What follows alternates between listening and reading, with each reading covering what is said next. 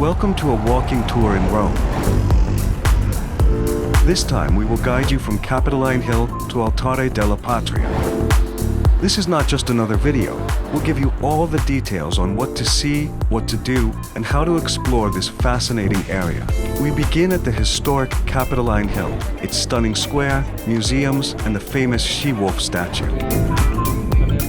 Then, we'll take a look at the Foro Romano and how to visit it, as well as an ancient Roman apartment block next to this famous hill.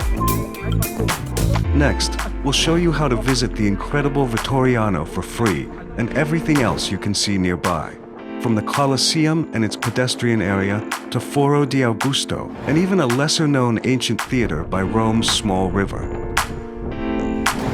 Finally, we'll go over transport options to and from the area.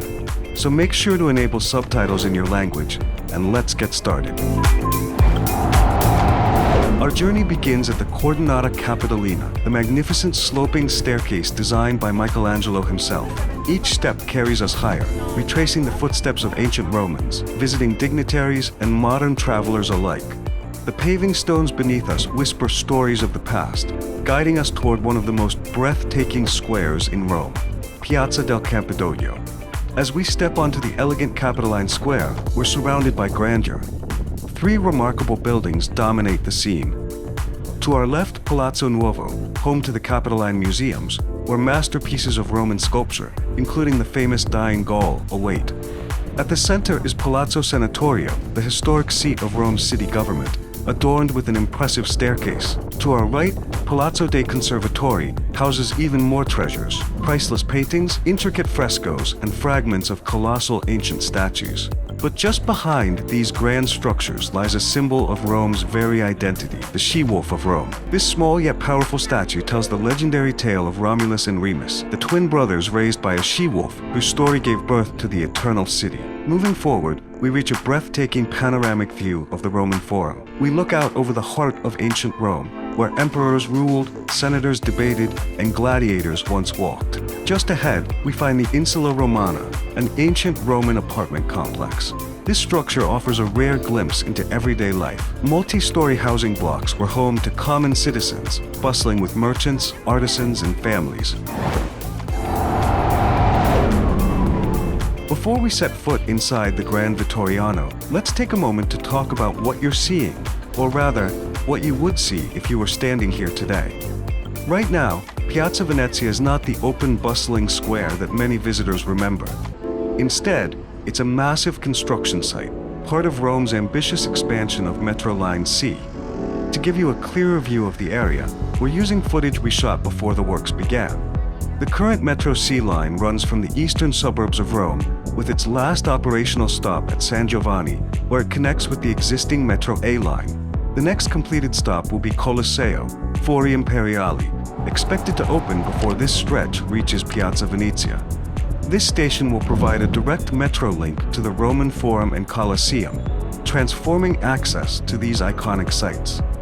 But here's where it gets even more fascinating. When the Piazza Venezia station is completed, it will be one of the deepest in Rome, descending over 30 meters or more underground. And because no construction project in Rome comes without unearthing history, this station will also feature an underground museum displaying the ancient ruins and artifacts discovered during the excavation.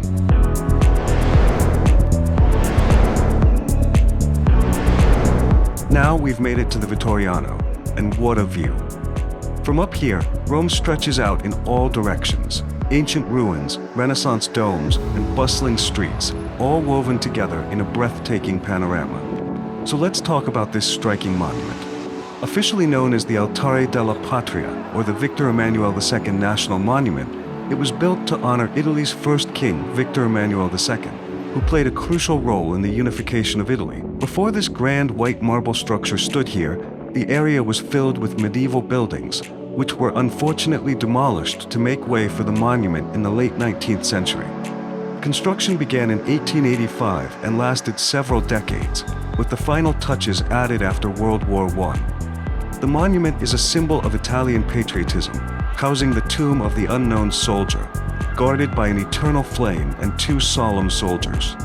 And what about visiting? Entrance to the Vittoriano itself is free, so you can explore its grand staircases, museums, and memorials at no cost.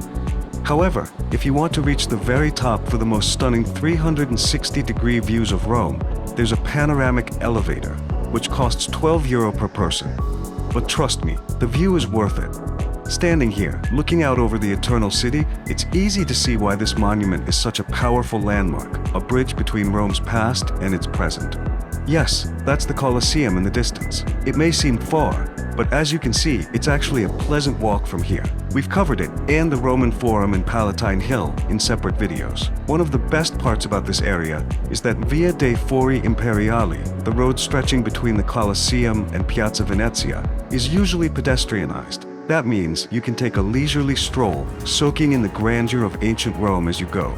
To your right, you get a fantastic glimpse of the Roman Forum, the very heart of ancient Roman life. While the view from here is nice, we highly recommend buying a ticket to explore it up close. It's an experience that truly brings history to life. But here's something many visitors overlook: the Imperial Forums to our left. First, we have the Forum of Trajan, built in 112 AD by Emperor Trajan, featuring the iconic Trajan's Column, a beautifully carved pillar that narrates his military victories. Next is the Forum of Augustus, constructed by Emperor Augustus in 2 BC, with its imposing remains of the Temple of Mars Ultor.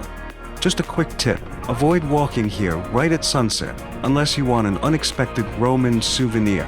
For some bizarre reason, that's when the birds decide it's target practice time. So, unless you're feeling lucky, maybe bring an umbrella or practice your dodging skills. In the distance, you'll spot what looks like a mini Colosseum, but don't be fooled. That's the Theater of Marcellus, built way before the Colosseum, around 13 BC, under Emperor Augustus. It was Rome's grand open-air theater, hosting plays and performances. And here's a fun twist: people still live in the upper levels today. This little square before the park? That's Piazza Venezia, a handy bus stop. But even better, just behind it you'll find the Tram 8 stop. This tram can zip you to the Colosseum, connect with the metro at Manzoni, or take you straight to Trastevere for some amazing food and nightlife. And that's a wrap on our journey from Capitoline Hill to the Vittoriano. From ancient ruins to breathtaking views, Rome never fails to impress. But trust me, there's so much more to explore. So, if you love history, travel, and avoiding surprise bird attacks at sunset, hit that subscribe button. You won't want to miss what's coming next.